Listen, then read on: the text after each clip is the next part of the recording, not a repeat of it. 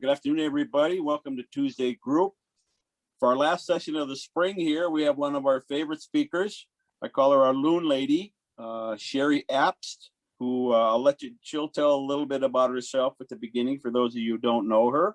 And we've got a big crowd already, what we always do when Sherry's speaking. So Sherry, take it away. Loon phenology, kind of what's happening right now. I've been on a lake or two every day, almost every day. I'm seeing territorial yodels and tremolos. I'm seeing territorial loons chasing each other and wing rowing, vulture postures, a lot of vocalizations, penguin posture, crouch posture. I've seen also, after the territorial stuff, I've seen soft mews, a mew vocalization, nesting invitation, staying real close to the shoreline, doing some nest building. I'm sorry I don't have a video of all this cool stuff I've been seeing the last couple of weeks. Also very secretive, trading places on one lake up on the Echo Trail, where there were very quiet vocalizations and sort of hiding and then changing places on a nest. Also saw 5 eagles trying to take adult loons on Tofty Lake. They were not on their nest, and that's a very vulnerable place for the loons. This is the hardest time right now after the territorial battles, and then going into the protection of the nest, the eggs, and the chicks. These are the really most dangerous times for them. So right here you can see the down. I wanted to just mention the leg bands again here. If you ever see leg bands, please try to get an idea of how many, there should be 4 leg bands. If you can see the number at all, certainly the colors, what's on the right leg and the left leg, the top being what's closer to the body. And then please report that to me. I just want you to notice the leg bands and make sure that they're, please report those, and I'll get them to the Fish and Wildlife Service. And then the down, when the chicks are really young, they just have this other kind of feathers, and so they are not waterproof at all. So we'll talk about that as we go through the phenology here. Okay, quickly, these are from the DNR. Very basic stuff, but stuff I really need to keep reminding people about. Please stay 200 feet away or more, unless they are already habituated to you because they see you all the time in your little kayak or something. But really, most people should be 200 feet or more away, especially when they have chicks or a nest, because they can leave that nest and kick that egg in the water, and that's the end of it. So remember that you are on vacation. We love being out there watching them, but they are doing survival. They are all about survival. It's the basics: eating, taking care of the chicks, doing their preening, fending off predators and things like that. So if the loon behavior, any of the loon behavior is changing, then you are too close. So please back away, use your binoculars, use your cameras, and stuff like that. Non-lead tackle is a big thing that we're going to try to hit in Minnesota here. The DNR and the Minnesota Pollution Control Agency and the National Loon Center in Cross Lake are all going to try to do more of this summer. The other thing is try not to use islands. They're starting to nest now, so not using islands all the way until July 15th, or when you see they're no longer using that island nest, then it would be okay. But sometimes they're still on that nest, on that island, until July 10th or the 15th or something like that. Using the native vegetation on the shorelines, making sure you have natural shorelines, otherwise they're not going to be nesting on your lake. Never fish at all near loons or the nests. Many loons have got tangled up in line and in the lures. We've had a couple die last year because of monofilament line and lures and then infection. No, they can't chew it off, especially if it's in certain places. So we're going to have to rescue. Dogs and cats are a danger to loons, and especially on their nest. Report any unusual loon behavior. If you think it's doing something really weird, you can give me a call. Or if you see anything that's harassment, please call me and call the DNR. So that they are definitely a migratory bird that is protected. So these are some real basics to remember, and please help your neighbors and family and visitors remember these important things. These are also, I believe, on the Minnesota website, on the DNR website. Obviously, don't go in dangerous conditions when you're watching loons. Private lakes, you need permission. Use your binoculars, wear your life vest. But any other questions about this, please put in the chat, and I am very happy to talk to you. I'm going to whip through some of this quite fast. They have a very heavy wing load, remember. They're exhausted from going over land for 3 days to a week. Their body weight is very heavy because of their heavy bones, much more dense bones, not totally solid, but more dense. And they have quite a distance that they've gone. Our loons are not as heavy as the ones on the East Coast. They are the heaviest of the common loons, the ones from Maine and New Hampshire and New York and stuff. They're heavier than ours. Ours run females about 8 pounds, males about 10 pounds, with a little variation. And then this is, again, sorry about the arrows. They're just pointed the other way now, because when they go in the fall, it's very lackadaisical, take your time.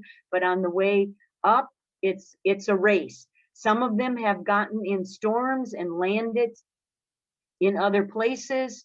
In Antigo, Wisconsin, there was a big crash, a loon fallout in Wisconsin before they got up here. And they were landing in fields. There were loon rescue people going out. Some of them didn't survive. Some were in rehab, and some were able to be released in a neutral area. They can't be put on just any lake because the breeding territorial pair will attack them. So I've got some news about that too. But anyway, they're going very, very fast on the way up. They're trying to get to their breeding lake as fast as possible, and they have a lot of land to cover, and they can't just land anywhere. As you know, they cannot walk on land. They're totally vulnerable to that. You can see where the East Coast ones go and where ours, the Midwestern ones, go. Then, of course, this is a submarine thing because of their heavy bones. But as soon as they get to us, this is what they're doing: eating, eating, eating, eating, then preening once an hour for 5 or 10 minutes, resting a little bit, and then start eating again. So right now, a lot of them in the past few weeks, they've pretty much been under the water almost more than on top. So just eating, eating, preening, resting, and then repeat. Right here, they really are under the water a lot. Right now, they're trying to bulk up and get good and strong, because they have, if they're going to be nesting and having chicks, it's going to take a lot of energy from them. And the whole migration thing is very, very heavy with energy depletion. So foraging underwater, you can see again their body, they're like a torpedo. If they want to scare somebody off their lake, they're going to go under the water and pop up right near them and challenge them.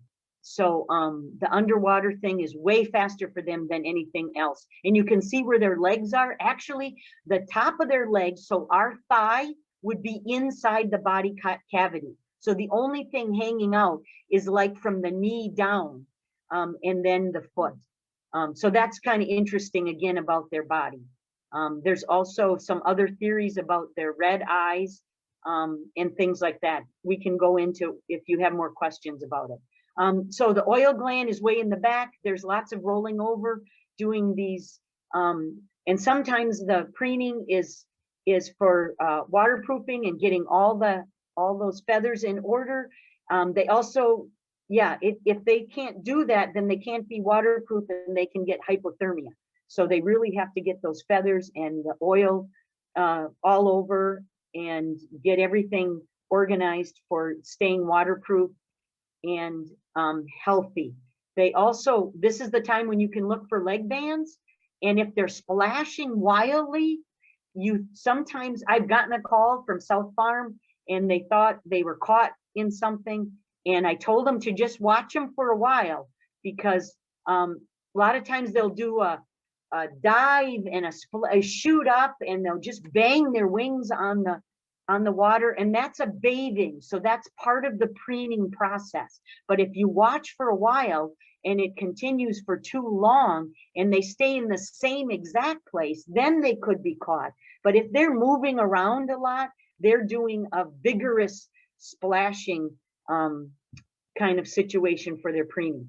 And then here, people really wanted to know about the loon vocalizations. So we're going to go ahead. Oh, that one isn't on again. Click on the yodel. Okay. Yeah, there it is. I'm going to let it go just twice, like, and then where am I going to click off? Just click somewhere else. Okay. Oh, okay. And then I got to go back. All right. So that one is the yodel, of course. You guys wanted to hear that again. They can do it in several different postures. This picture shows the crouch posture, but they also can do it in the vulture posture. It's only the males, and that is a very, very upset. That has nothing to do with mating. That is, I'm gonna kill you if you don't get off my lake. Or it can also be done toward a boat, you know, if you're too close. It is definitely for danger, and that's the yodel. There's all kinds of things we can tell about the yodel when we look at the sonogram, but we don't have time to go into that today. So now I'm going to go into one of the other ones that means business. Let me see, is this going to be the, yeah, this is, I want the, I want a tremolo first. Okay, so this is a tremolo done by both the male and the female. Okay, and everybody's heard that. That's also the one that's always done in flight. So it's a variation of the tremolo. And that one also means something is going on. Something is wrong. There's a boat, there's an eagle. Even if you can't see the eagle, they can. So there's always something, and both the male and female do that tremolo call.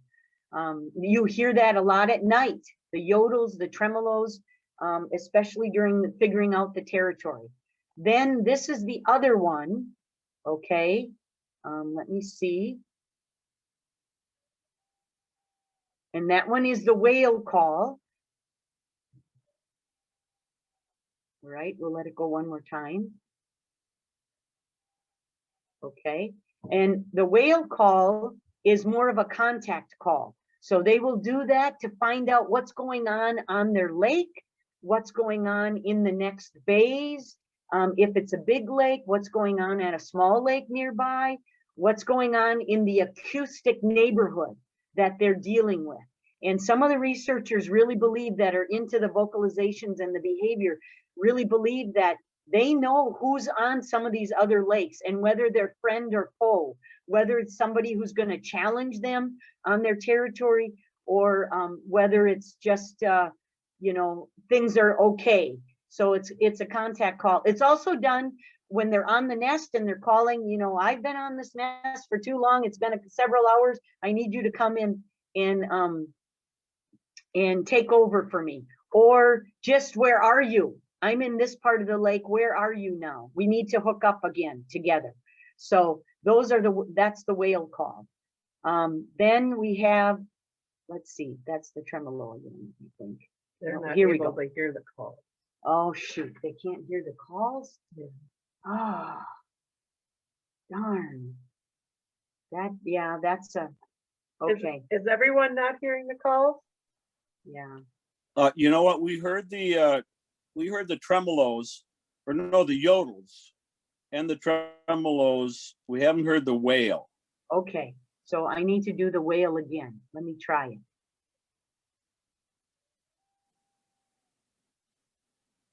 Maybe it's too soft. Are you hearing that? No.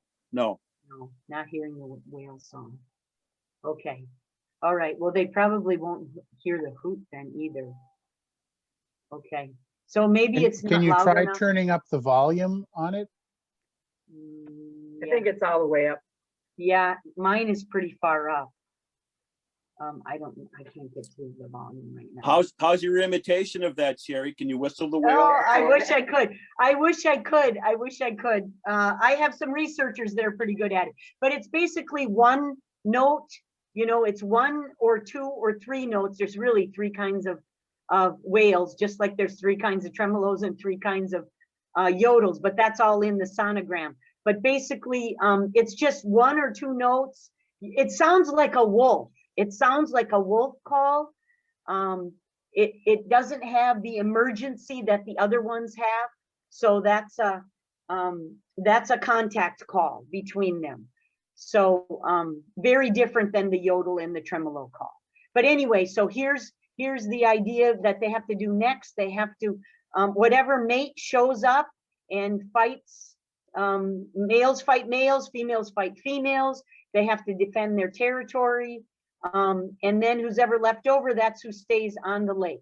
But they do tend to have this acoustic neighborhood that really helps them sort out who's friend and who's foe. Who can I socialize with now? Who can I socialize with later?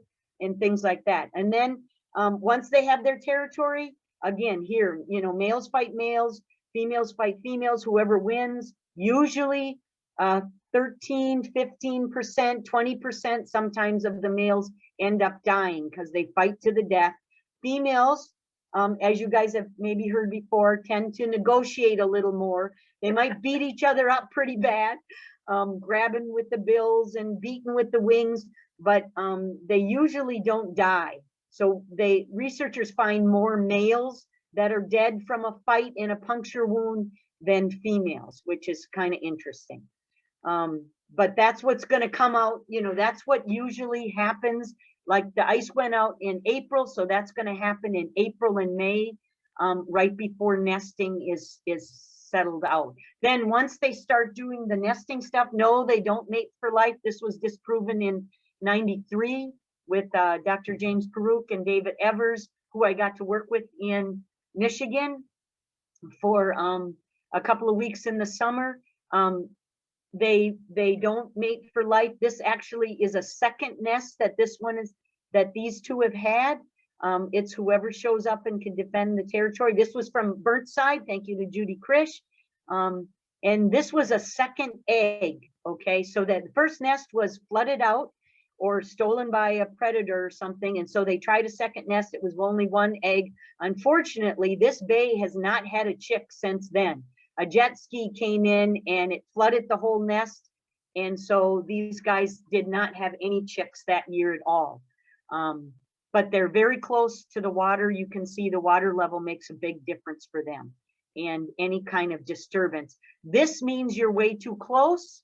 This is defense posture. If you see this, please back up, use your binoculars. This is called the hangover. And if they get more disturbed, they're gonna jump off that nest and kick the egg in the water, and that's gonna be the end. So that's the hangover. The adults really don't come back here. They don't even get their breeding plumage until they're almost 3 years old. They don't come back here until they're almost 3 years old. And then they don't really start nesting until they're almost 6.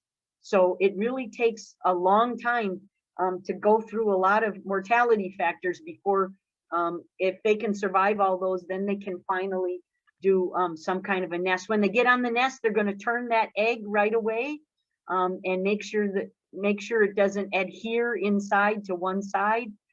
And then they're very awkward on land. They kind of flop around up there. It's a very big egg, like as big as your hand, well, as big as my hand. So that's, if you are interested in doing a nesting platform, please contact me. I have more information to give you. There are some, but it's very delicate. You need to have a ramp. You need to have an eagle guard on the top. You need to go through a lot of research about it first, and you need to take really good care of it, because loons can get injured on these things, and it can cause more problems than not. So, but there are some very successful, the most successful ones that have nests are Big Man Trap Lake in Minnesota. I think it's west of here, Big Man Trap Lake. If you look that up in Minnesota, they have a lot of, and theirs actually looks different than this. They have 67% chick success, which is awesome. That's like way better than anything else I know of. Anyway, contact me if you're interested in any of that kind of stuff. How many days do they stay on the nest? Pretty much a month. So it's 26 to 28, 29 days, something like that. They know when to get off. They usually take turns every 2 hours, 4 hours, 6 hours. It depends on the weather and stuff. How long before the chicks fly? Usually 12 weeks or 10 to 12 weeks. So about 3 months. It takes about 3 months for them to really be ready to leave. Then we're going to go into some pictures that you have not seen yet. Chick phenology, which I got from Loon Watch in Wisconsin. So one is born if there are 2 eggs, and then they're going to wait around for a little while, only a day or 2. Okay, and we're going to show what some of these look like. So there they, how long do they wait? Is this being blocked out on theirs? No? No. Okay, good. Okay, so how long do they wait for that second egg? Usually just 1 day or 2 days. They know if that second egg is dead. We're gonna see, okay. They'll sometimes that baby, that first chick will be in the water with the other adult, and this is very dangerous time. This is when predators come in, lots of dangerous time, especially at night. How long do they ride on the back? They are not waterproof. So the first 2.5 to 3 weeks, they are not waterproof at all. They can't regulate their temperature at all. So why do they ride on the back? For safety, for conservation of energy, and for temperature control, to stay very warm. And they'll ride on either parent. Sometimes a parent will dump them off and stick them under the water to make sure they don't get taken by an eagle. So again, this is the very, very most dangerous part. That first month is the most dangerous part of the chick's life. And look at this, recently hatched. This is what they look like. Yes, they can die, but they pop right up like a cork, and they are very vulnerable. They have to depend on those parents. So only a day old here, or less than a day old.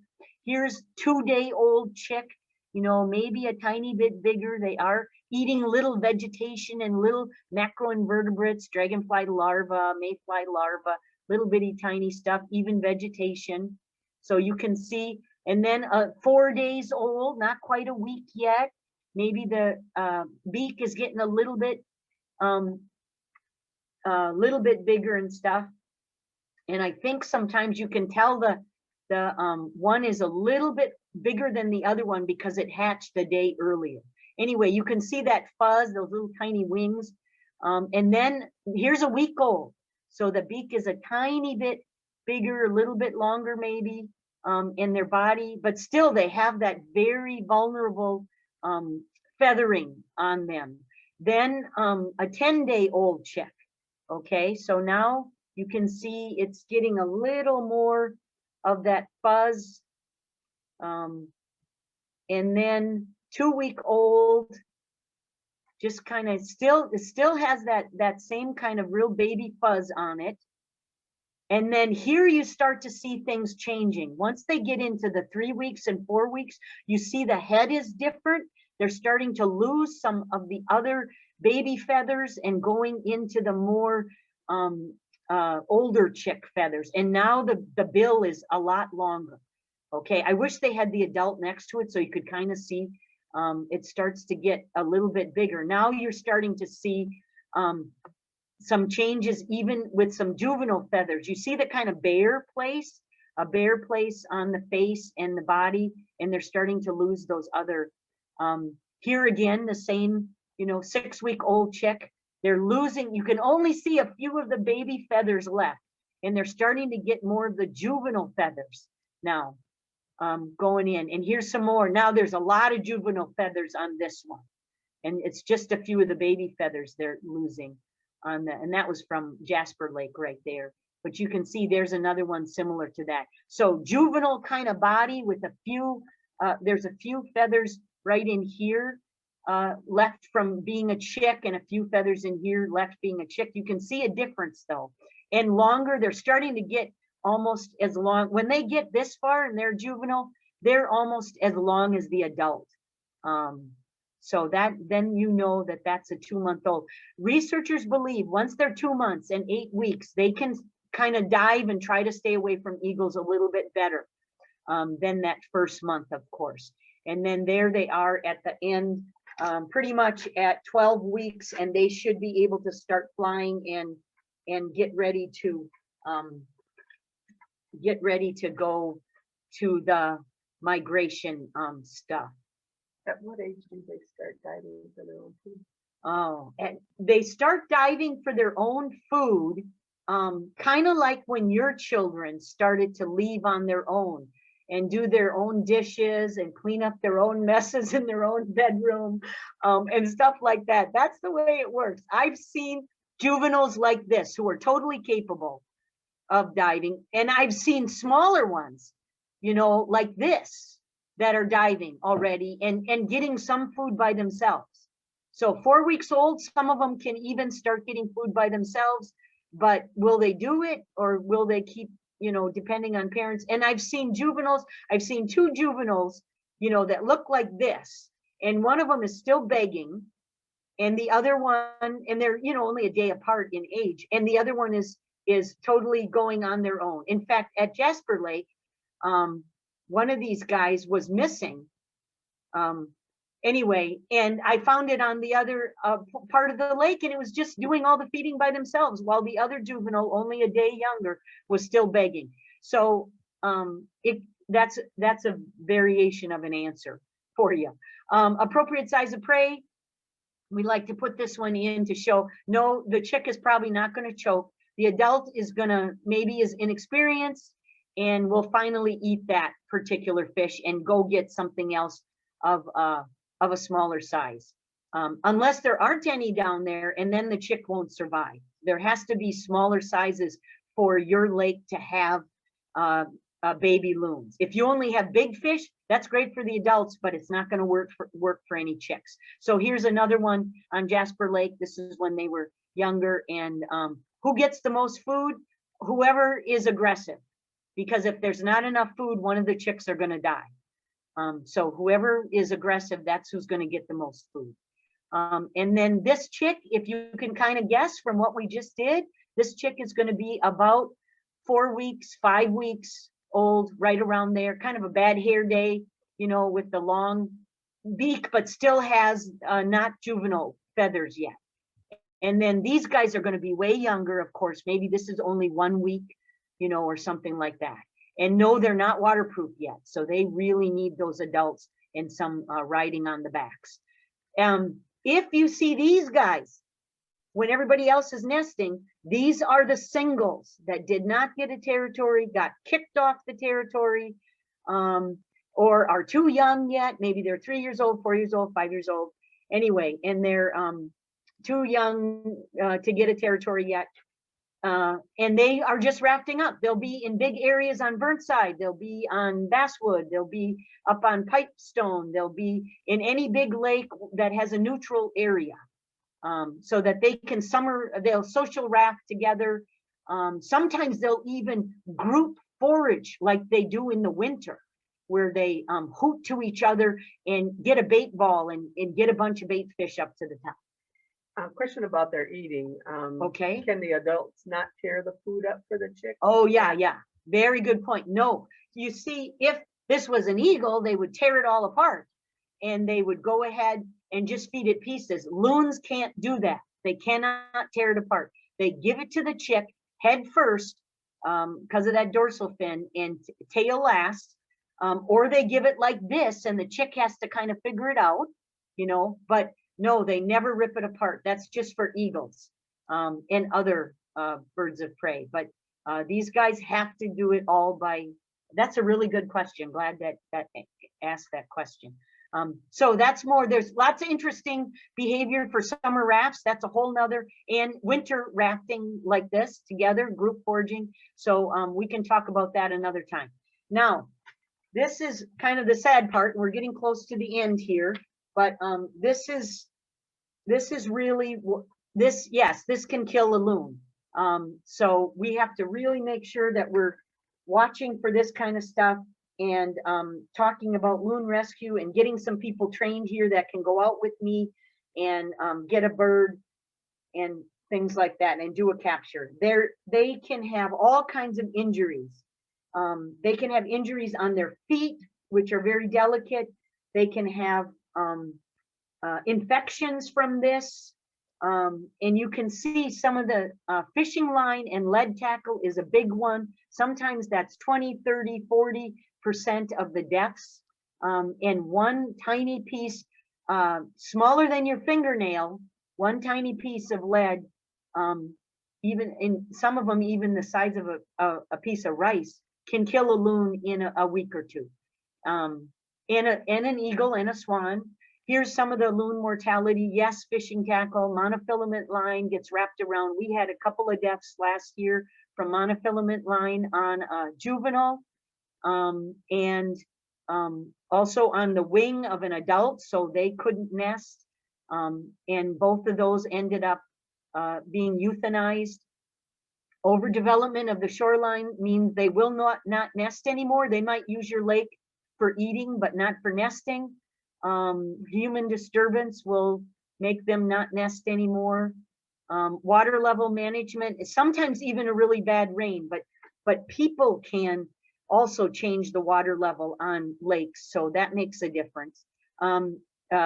Botulism is from invasive species, and researchers have documented that in Lake Michigan. There's been big die-offs of hundreds of loons.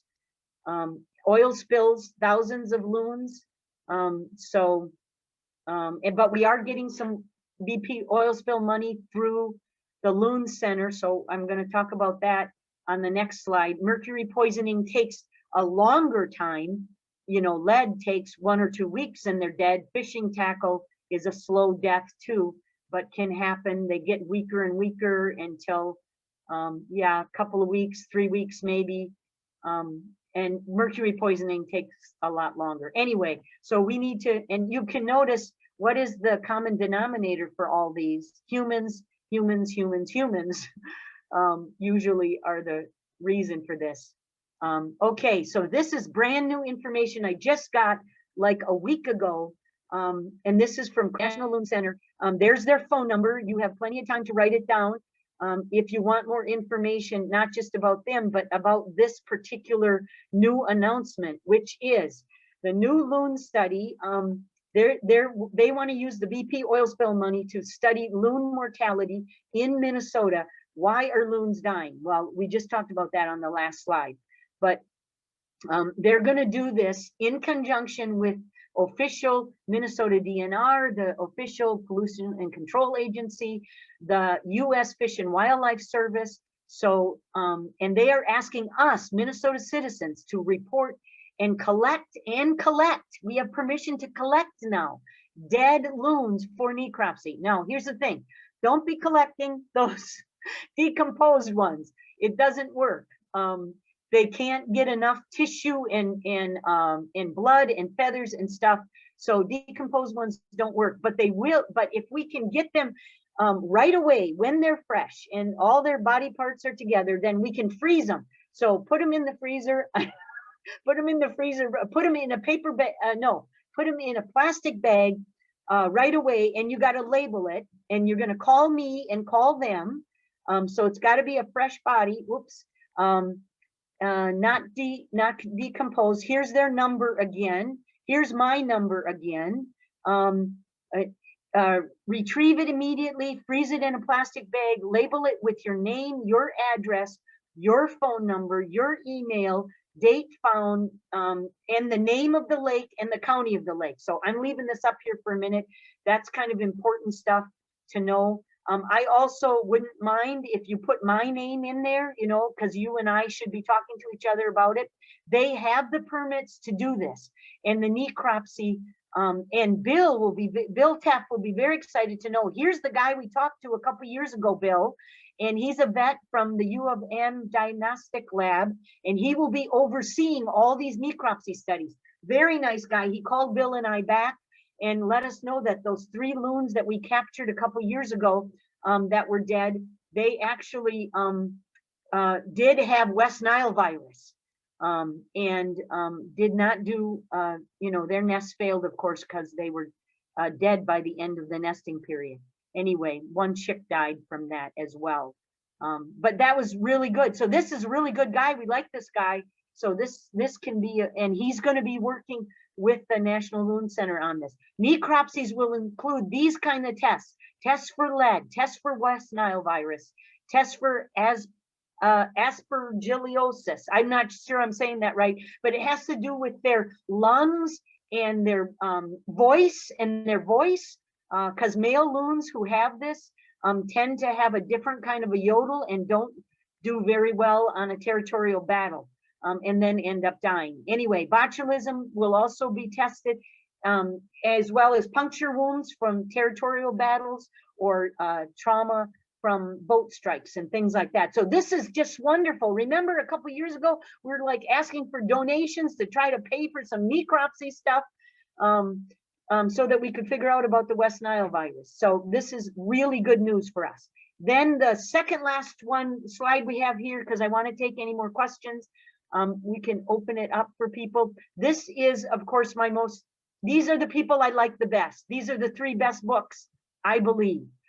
They're based on research. These are the best, these Biodiversity Research Institute, Dr. David Evers, he does worldwide. He's now worldwide famous. He's got, you know, tons of researchers working with him, and they are experts on loons, all species. He's got a brand new book out on all 5 species of loons. I just got that book already. So it's awesome. Ask Paragus to get it if they don't have it yet. Dr. Jay Mager is the wonderful guy I work with in the winter. So he's got lots of stuff on vocalizations and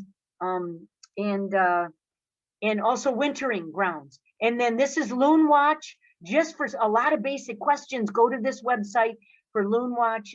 Erica's doing that, and I also work with them on about 14 lakes in Wisconsin. Dr. James Peruk is doing a lot of wintering stuff right now and migration stuff, and he also works with BRI, Biodiversity Research Institute. And then Kevin Kino is part-time now. He's kind of retired, but he's still doing some USGS stuff. He's a very good guy, and has done a lot on loon migration, transmitters, geolocator stuff.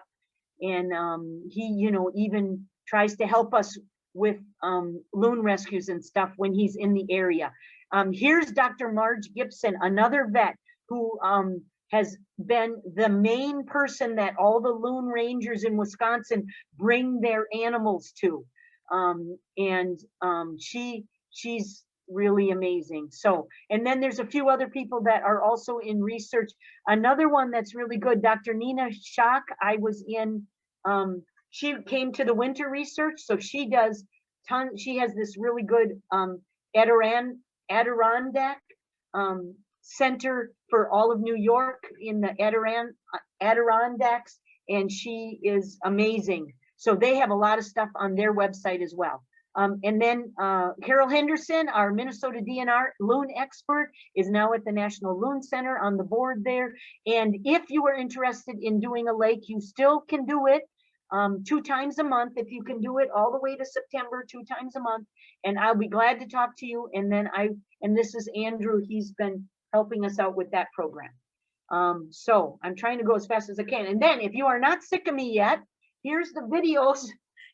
Here's the videos that I will be in or are already in. So this is from 2000, Just Outdoors with Tom Chapin. We're out on a boat. It's kind of long, so make sure you have some snacks with you when you're watching it, or do it if there's nothing good on Netflix or whatever. Anyway, so it was done in 2015. There might be a couple mistakes in it, but I think most of it is correct at this point. Anyway, so that's a YouTube, Just Outdoors with Tom Chapin. We're on a boat. And then Waikola, thank goodness for Waikola. I had to join them because they're doing so much of my videos here. So they're on, so there's this one's already up. I think the Loon Ranger one, which is some basic stuff that we went over in 2020. And then the wintering one that I just did last month will be coming soon as Bill Bailey gets a chance to edit it. And then the one we're doing right now should also be up at some point. There's my number and email again. And how about if we go ahead and let people talk and ask questions and stuff? Do we have time left? Yes, we do. Okay. I tried to go 15 fast. minutes, 12:45. Wow, that's awesome. Okay, so should we go back to the, People can unmute themselves. okay, yeah. So unmute yourselves and ask some questions. The other thing I could talk about, if we're waiting for a couple questions to come up, is the most dangerous part of the loon is their beak. So if you're helping me with the rescue, or I'm on the way and you have a bird or something, first of all, don't do it if you're not comfortable, okay? Don't do it at all if you're not comfortable. They're very dangerous. I have done, you know, some rescues before, and I can walk you through it, or I can show up. Their feet are very fragile. So you need to make sure that they're well taken care of. Don't ever put them in anything but a Rubbermaid, the size, tote box, the size of a loon, so they can move around a tiny bit but not get hurt. You have to have, because they have this weird sternum, they have a sternum that's like a ship, like a V. Keel. Yeah, and it's called the keel. So that's a really, really important thing that has to be taken care of. So you can't just throw them in any cardboard box. You can't throw them in a cat carrier or dog carrier or anything like that. And you have to grab the beak first. And you have to have on, you know, a jacket and Call Sherry. yeah. Have on a jacket, I'm just kind of giving you a few of the ideas, but you have to have a jacket on, you have to have gloves on, you should have eyewear protection. That's what the researchers use. And then you can, you throw a towel over the top, you have to grab their beak first. If you know, usually it takes more than one person to do this. And they get really hot. So you have to make sure that they're cooled off. If you have the correct stuff, and so this is part of what I'm going to try to do, is I'm going to try to get some people who are interested in helping with this. Do they have a boat? Do they know how to run a motor? Can they get, or can they just help donate totes the correct size? And I can give you those measurements.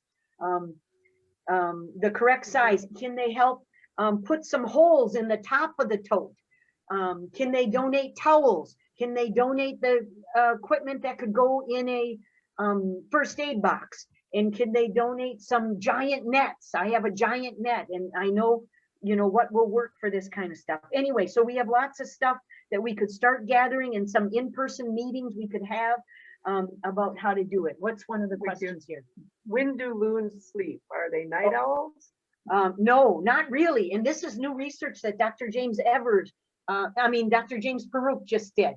And he found out that during the night, and he got some kind of a cool grant where he could get the night vision, you know, some of the Army, Navy kind of stuff where they do night vision stuff, and they were able to watch them during the day and during the night and get all these statistics going.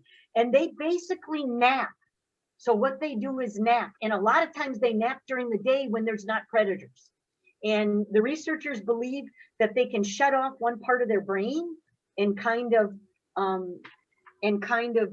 go with just the, you know, just the just half of their brain at a time, and then still be kind of aware of what's going on. So when they're making calls during the night, are those contact calls or are Um, those like? Well, the calls there were lots and lots of calls during, as soon as a bunch of them, first it seemed a bunch of males. This is what I saw happening, and I was on the lake almost every day.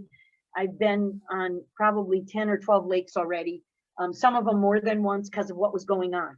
But what they do is they, first the males kind of come in most of the time. Now, there's always exceptions, but first the males kind of come in, and then there were some storms and stuff going on, so that some of the other ones, the later males or the females, came in a little bit later.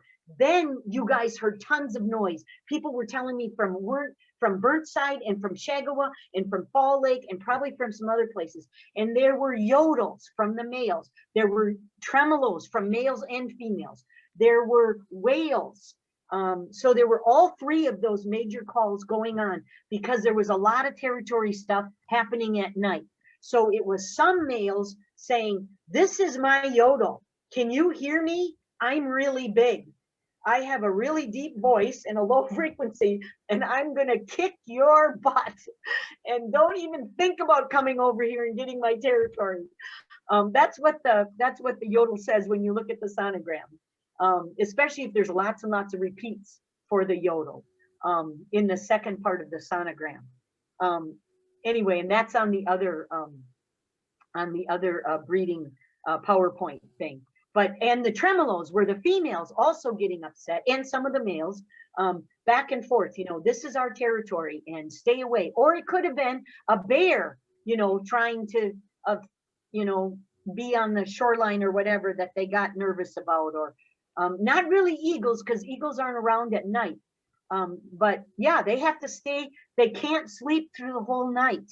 They have to just take naps and be on guard and use half the brain at a time or whatever. So it's a hard thing. Now, did I answer some of that? Somebody else. Yeah. If somebody else has a question. Does anyone else have a question? Just unmute yourself and chime in, or put it in the chat and we'll call you. Yeah, Yeah. I've got one, Sherry. Okay. One of those first slides with the loon swimming under the water, Yes. or under the surface. It looked like the loon's tongue was sticking out. Oh, Is that possible? Do they Um, use their tongue at all when they're fishing, or no, but here, one of your, yeah, help your me very not. first slides? Yeah, I know, I was listening to the, here we go, right there. I'm gonna say no. There. I think it's the reflection of the water warping that beak. Okay, Oh. they do have a big tongue, but no, that's a good eye. There's so much about their physical body. I mean, that's a whole nother PowerPoint, is the physical body. But they do have a tongue, and that is part of the tremolo, and some of their vocalizations. They do have a tongue, and one time a loon that was dead had its tongue stuck out, and someone thought it had an extra bill, because it looked like 3 parts of the bill instead of just 2 parts of the bill. But anyway, they do use their tongue a lot in vocalizations, and I think also for moving fish around to get the fish pointed head first, either to give to a chick or to take themselves. But they do open their mouth for heat regulation in the air. So do they open their mouth for heat regulation under the water? I don't know. That's a good question. But no, I don't think that's a tongue at this point. At this point, I think this is the reflection of the water bending, Okay. what is that called? Refraction. Yeah. Refraction. All right, thanks. Yeah, good. Did I answer that other question? Yep. Okay. But yeah, there is lots of stuff about their body. They can collapse us when they're gonna migrate. They go on an empty stomach before sunup, right at sunup, kind of, and on an empty stomach, and they keep their mouths open while they're migrating to try to cool off, because they're doing 3 beats per second, and possibly for 8 hours. That's 600 and some miles. You know, it's very demanding. But when if you had to collect them, if you had to, you know, keep them in a container to get them to a rehab place, we would make sure there's a little bit of water in the bottom, lots of towels to protect their keel and their feet. Otherwise they're sideways and they would get hurt the whole time you're driving. Put the air conditioning on, you know, if it's really hot, open a window. They're just very heat sensitive, very, very heat sensitive. Are there any other questions? I wish I could have gotten that to play better. Yeah. Yeah, well, I've got another one, Sherry, if nobody else does. Yeah, go I ahead. read this somewhere. I can't remember. It's about loons. When they migrate, do they also use that half a brain process to kind of rest while they're actually flying? That's too hard of a question. I'm going to have to write these down and ask the researchers. That's a really good idea. And how would we even figure out if they can do that? Yeah. I guess my guess don't would know. be no, but I don't really know that. And remember, when they migrate like this, they're not in a V like, you know, like geese are. They're not in family groups. They're not even with a partner. You know, we don't know what their group is, but it's just a handful. Sometimes it's 5 or 11 or 20, or, I mean, it's just a mess. It's not really organized, at least not organized the way we know how to do. So that's a good point. I'll have to ask somebody Okay. about that. And the red eye is, some researchers believe it's once they're fully mature at 2.5 to 3 years old. Others believe, and it's duller in the winter. It's more brownish in the winter. Hawks also do that, right, Steve? Hawks do that. They have a browner or a different colored eye when they're older, I think. Yeah, You have to yeah. see. Maybe Bill Teff would know about that too. Anyway, other researchers believe it has to do with hiding as a predator under the water, or something about the colors under the water, where they can see better or they can hide. But researchers are still fighting about that. They don't know for sure about that kind of stuff. Anyway. Oh gosh. There's the yodel again. And have people seen, this is the other stuff that I've seen, and these chick pictures are just so interesting. I mean, look at that.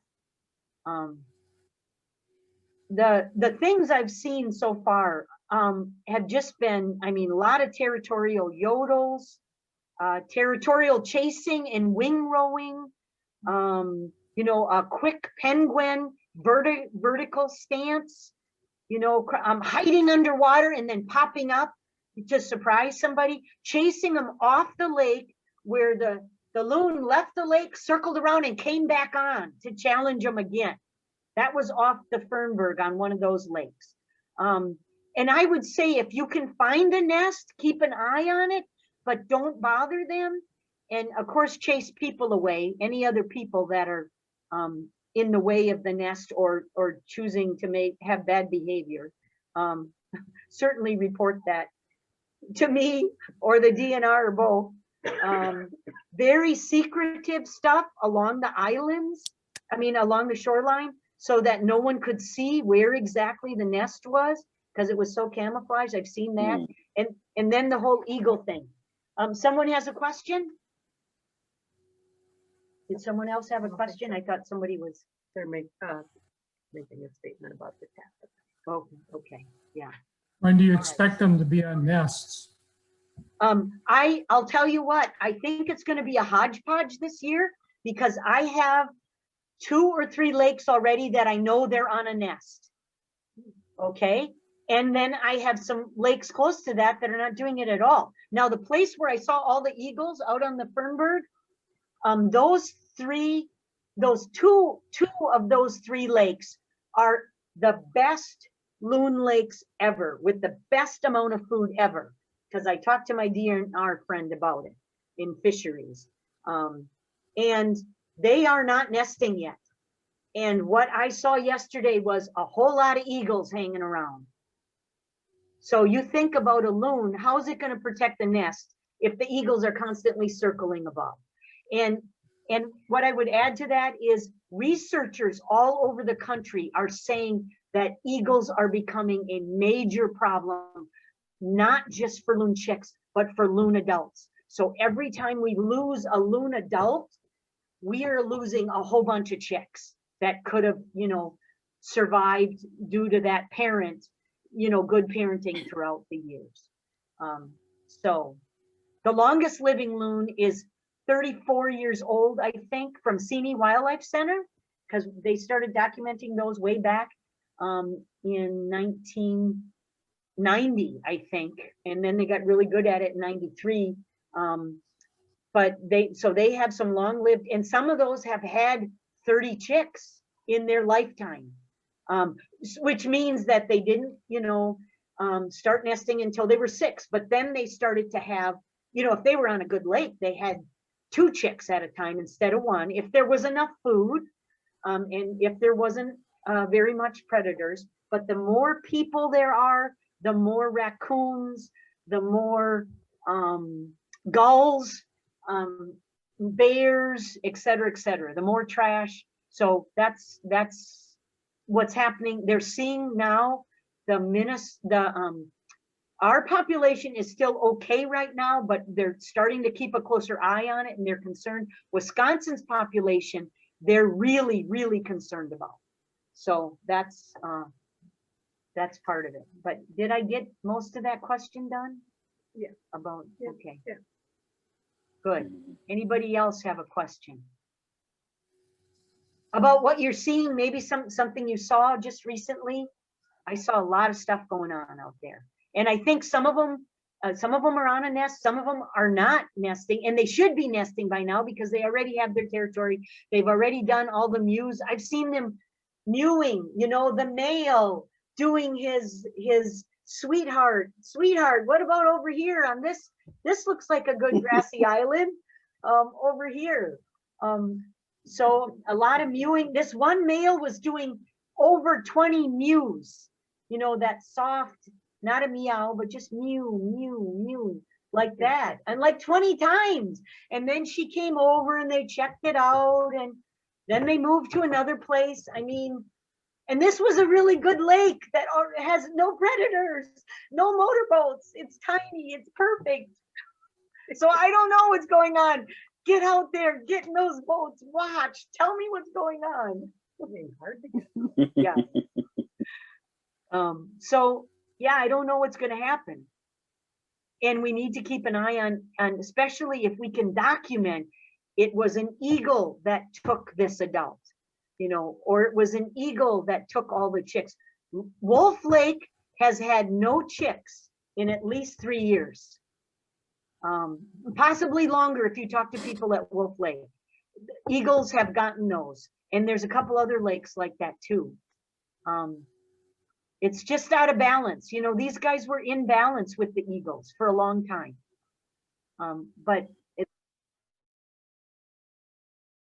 we're saying all across the researchers all across the country are saying that.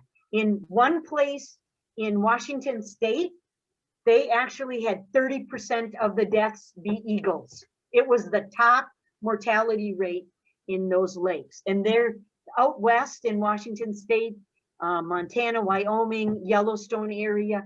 They're really struggling with a population of trying to get more loons there instead of less. So anybody else have any questions? Well, I wonder how many people are going to call me up and say that they have a dead a loon in their freezer and they want me to come and get it right away. I think we got to wrap it up, Sherry. Once again, we enjoyed it. Okay. Hopefully you can get in maybe in the fall, kind of a wrap up on how the Ely area loon Okay. stuff Yes. went. And, Yes, that and the sounds latest good. things you learned from this summer. Yeah. All right. Here we Thanks, go. Jeff, as always. Thanks, Sherry and Cheryl. Yes, thank you, everybody.